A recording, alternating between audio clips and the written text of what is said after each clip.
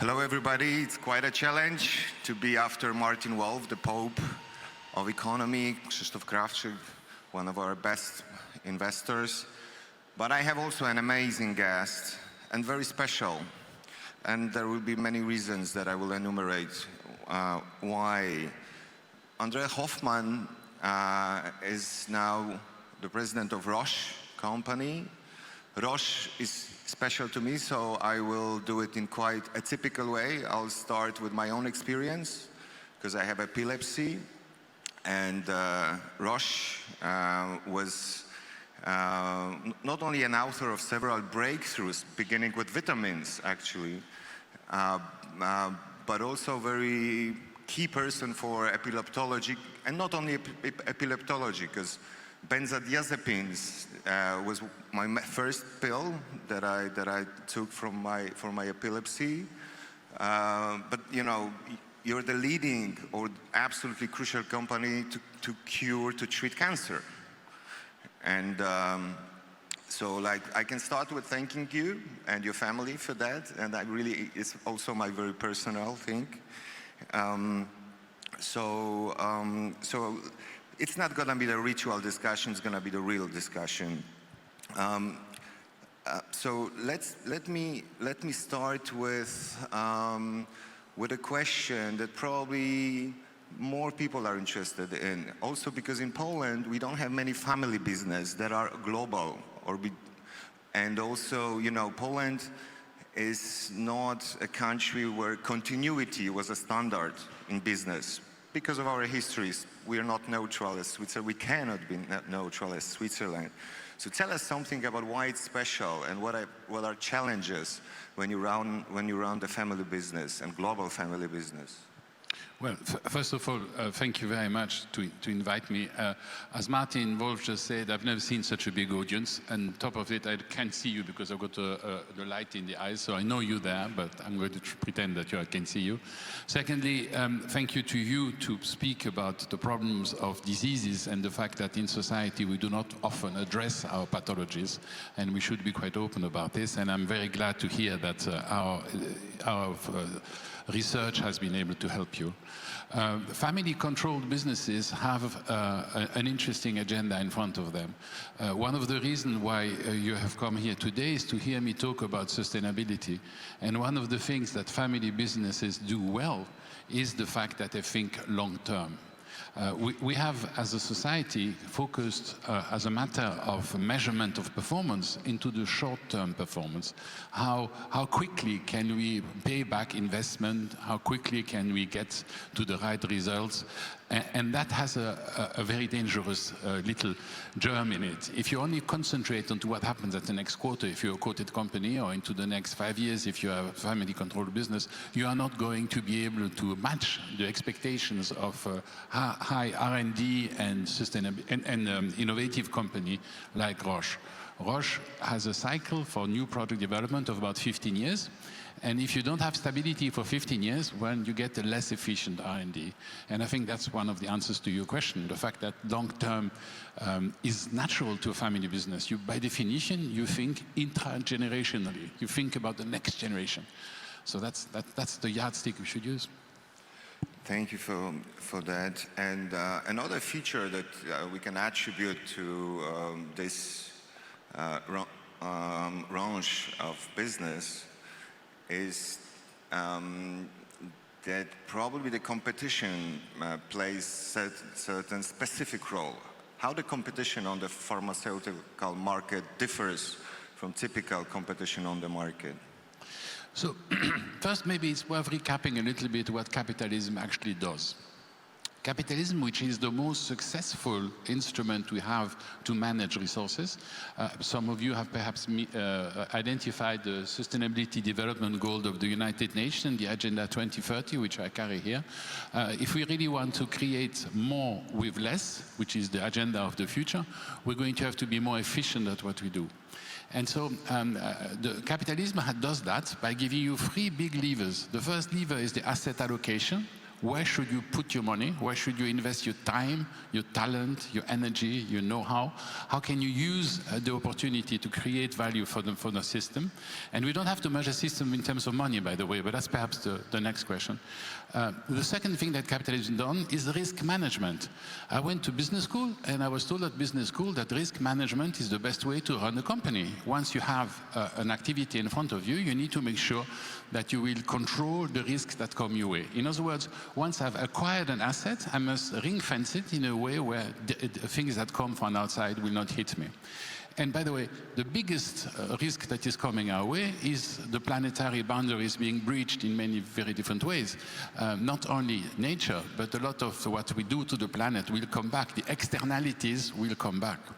And the third thing capitalism does is competition, and that's to your question. Now, competition at the moment, at equal quality, the price always wins.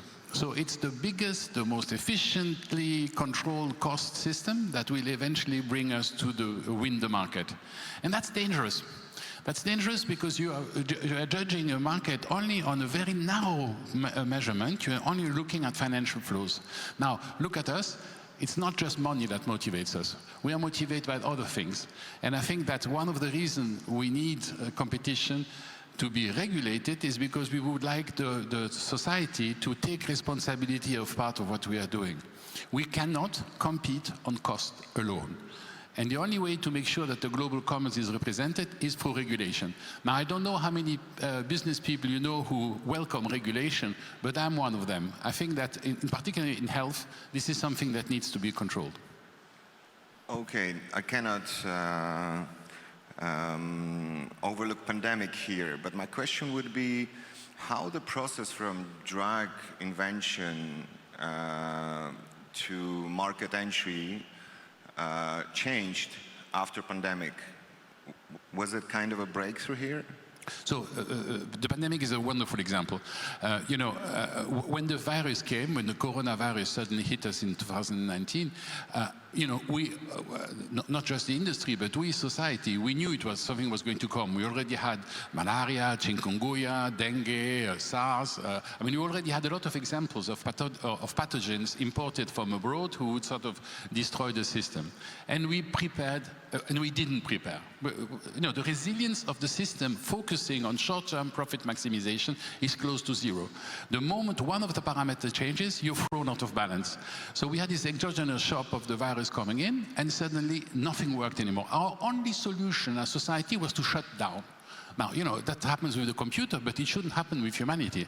There was a lot of collateral damages which were executed because of the unpreparedness of systems in general. Now, what has changed since is that we've been able as an industry, and Roche wasn't part of that effort, a part of on the diagnostic side where we produced a lot of tests, but what we were able to demonstrate is that if you get together with the regulator, we can actually find solutions really quickly. And that was a wonderful period which lasted 18 months where the industry, the regulators, the patients, and everybody benefited. I don't think it has stuck very much. All right. Another issue is AI. How it will change your area of business?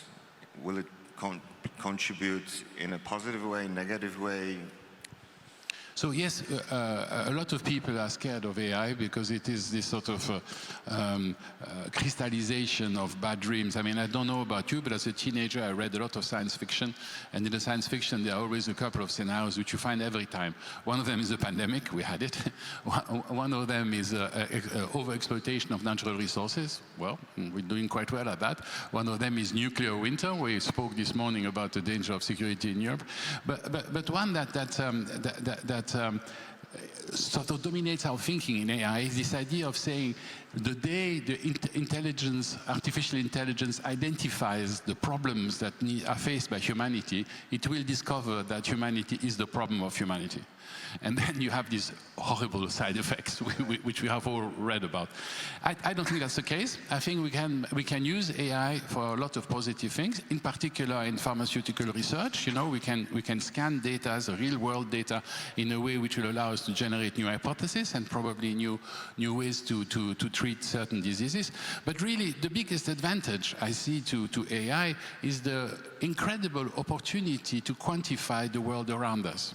One of the things which I talk about in my book, which I hope we're going to talk about very soon. I really advertise it. Go to Amazon or another book company or selling company and read it, because it's an amazing combination of autobiography with a very, very keen knowledge about the entire business, actually. Well, thank you very much for mentioning it. But the thing we're going to have to do is to better manage the global common. You know, we collectively need to look after the planet in a better way. That doesn't mean just nature. It's not about panda and tigers. It's about the life support system on Earth. If we talk about nature, it's about social capital. You know, how do we construct society? How do we decide collectively to live together? And it's also about human capital. Let's ask the real question. Are we happy? We heard this morning that in the developed world, more and more people are committing suicide, and that there is more anxiety among the youth than we'd ever measured before. I mean, this is not only because of the portable phone. It's not only about addiction. It's also because we are realizing that materiality is not the key to happiness. If you really want to be happy, you need to find yourself. You need to self-realize. You know, nothing would bring me on this stage if it is not an impression that I am contributing to what I want to bring forward by coming to talk to you. And that's a way for me to get to that point where I can say I've made my best to try to change a difficult situation. So AI is a wonderful tool if you use it properly, and in particular if you use it to quantify the state of the planet, and if we then act on it to improve it. Charity.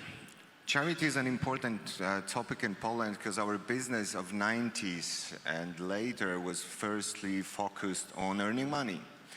And only now we are in the process of, I would say, engaging in philanthropy, charity.